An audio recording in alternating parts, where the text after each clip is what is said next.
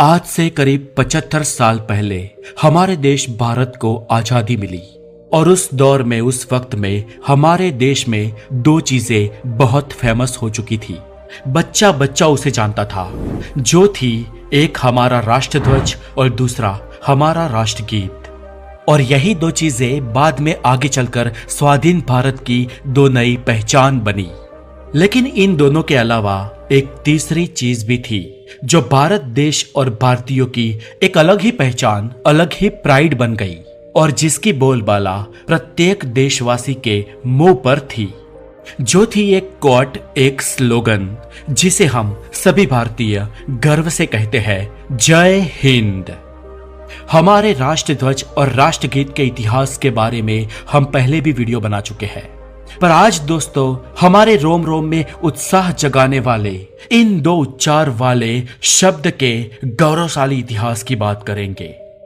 जानेंगे कि सबसे पहले इसे किसने उच्चारा और इसकी शुरुआत कहां से हुई। और देखते जाइए इस वीडियो में एक के बाद एक इतिहास की कड़ियां कैसे जुड़ती जाती है। बात की शुरुआत होती है 1891 से। इसी साल महात्मा गांधी बैरिस्टर बने थे और इसी साल के सितंबर महीने की 15वीं तारीख को भारत के थिरुवनंतपुरम में चेम्बारकम पिल्लाई नाम के एक भावी क्रांतिकारी का भी जन्म हुआ था। पिछले करीब 100 सालों से थिरुवनंतपुरम और त्रावणकोर राज्य अंग्रेजों के हस्तक था।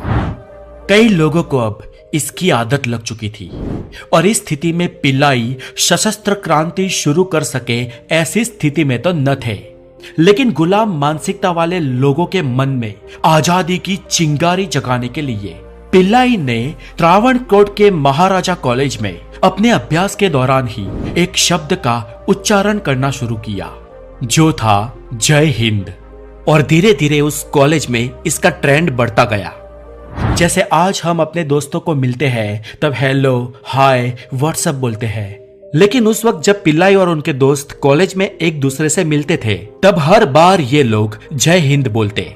अब ये आलम था कि मिलते और बिछड़ते जय हिंद बोलने की प्रथा शुरू हुई। खैर, तब महाराजा कॉलेज के बाहर की दुनिया में इस शब्द का प्रयोग इतना वाइल्डली नहीं किया जाता था। इसके बाद अब वर्ष आता है 1908। चेम्बाकर्नम पिल्लाई अपनी फर्दर स्टडी के लिए जर्मनी जाते हैं।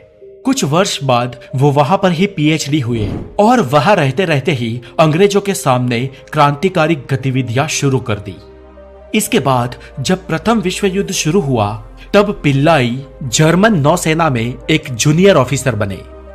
इसके बाद साल आता है 1973 का और इस साल पिल्लाई ऑस्ट्रिया की राजधानी वियना में नेताजी सुभाष चंद्र बोस से मिलते हैं। और नेताजी को जब उन्होंने पहली बार देखा तब उन्हें देखकर ही बोल पड़े, जय हिंद। पहली बार सुनते ही ये शब्द नेताजी के जहन में उतर गए। नेताजी भी सोचने लगे होंगे कि ये क्या सुना, इतने आकर्षक शब्द। और इसके बाद तो ये शब्द नेताजी सुभाष चंद्र बोस ने भी अपना लिए और इसके कुछ सालों बाद नेताजी ने आजाद हिंद फौज खड़ी की।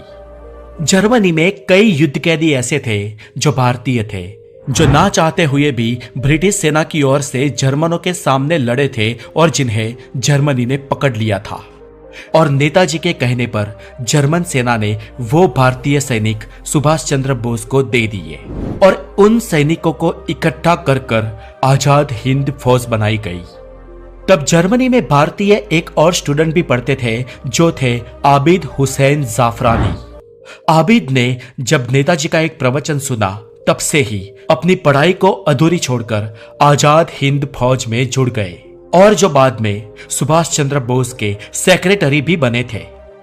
अब दौर यह था कि नेताजी, आबिद हुसैन या आजाद हिंद फौज का कोई भी सैनिक एक दूसरे को मिलता तब वो जय हिंद जरूर बोलता और धीरे धीरे इस शब्द का माध्यम बढ़ता ही चला गया और ये शब्द न रहकर एक मंत्र बन गया और बाद में भारत में भी आम लोग, आमजन जय हिंद बोलने लगे। अब वर्ष आता है 1946 का। भारत में यूनेनिमसली जय हिंद एक अभिवादन स्लोगन बन चुका था। भारत के 2 बार कार्यकारी प्रधानमंत्री बनने वाले गुलजारी लाल नंदा ने एक बार कहा था कि नेहरू को कांग्रेस के स्लोगन्स पसंद न थे। एक बार साल 1946 में चुनाव प्रचार के दौरान जब भाषण खत्म हुआ तब लोगों ने कांग्रेस जिंदाबाद के नारे लगाए। तब नेहरू फिर से माइक्रोफोन के पास गए और बोले, सिर्फ जय हिंद। और इसके बाद दोस्तों सर्वत्र जय हिंद ही जय हिंद गूंजने लगा। इसके बाद साल आता है 1947 और इस साल नेताजी के पुकार को आखिरी समर्थन तब मिला जब 15 अगस्त 1947 के दिन आजाद भारत के पहले प्रधानमंत्री के तौर पर लाल किले से अपने सर्वप्रथम भाषण की पूर्णाहुति के बाद जवाहरलाल नेहरू बोले, जय हिंद। और इसके बाद ये नारा हर जगह पर देखने को मिला। भारतीय पोस्ट ने भी अपनी टिकट्स पर इस नारे को चित्रित किया। अब आखिर में वर्ष आता है 1956। इससे पहले सन 1947 में जब भारत आजाद हुआ तब ब्रिटेन के प्रधानमंत्री थे क्लेमेंट एटली और साल 1956 में वो भारत की 2 दिवसीय यात्रा पर यहाँ पर आए थे और तब उनको पश्चिम बंगाल के गवर्नर पीवी चक्रवर्ती के राज्य भवन में ठहराया गया था।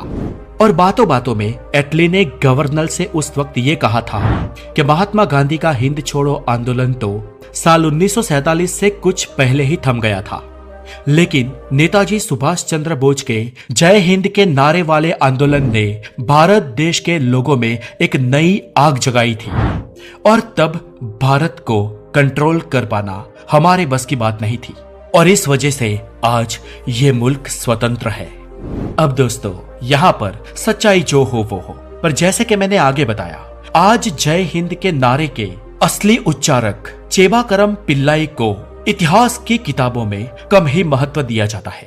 और दोस्तों इसके ऊपर आपकी क्या सोच है, आपकी क्या राय है, मुझे कमेंट करके जरूर बताएं। तो दोस्तों आज के लिए इतना ही, और अगर आप हमारे चैनल पर नए हैं तो इसे सब्सक्राइब करके बेल आइकन जरूर बजाएं ताकि हमारे आने वाले अपडेट्स आपको मिलते रहे।